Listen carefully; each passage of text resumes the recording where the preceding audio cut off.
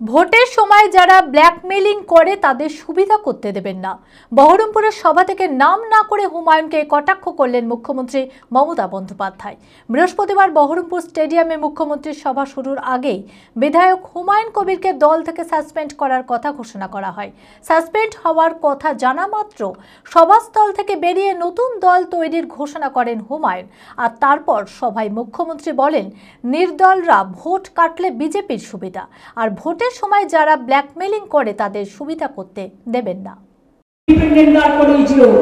মনে রাখবেন, ইন্ডিপেন্ডেন্টরা ভোট কাটলে আপনার লোকসান, বিজেপির সুবিধা করতে কাউকে দেবেন না।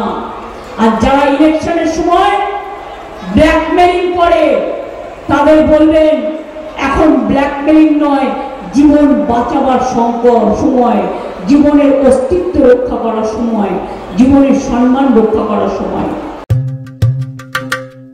মুর্শিদাবাদ খাদি মেলা 2025-26। খাদি চিরন্তন, খাদি পরম্পরা, খাদি ঐতিহ্যবাহী, খাদি সবার সেরা।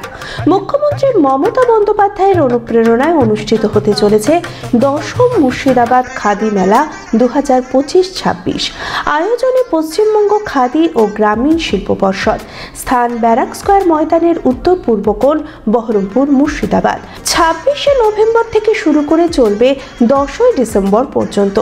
জেলার ঐতিহ্যবাহী খাদি, সিল্ক, তসর, গরদ, স্বর্ণচুরি, বালুচুরি ছাড়াও থাকছে বিভিন্ন জেলার প্রসিদ্ধ হস্তশিল্প সামগ্রীর বিপুল সম্ভার। বাচ্চাদের জন্য খেলাধুলার ব্যবস্থা, প্রতিদিন সন্ধ্যায় সাংস্কৃতিক অনুষ্ঠান, প্রবেশ অবাধ।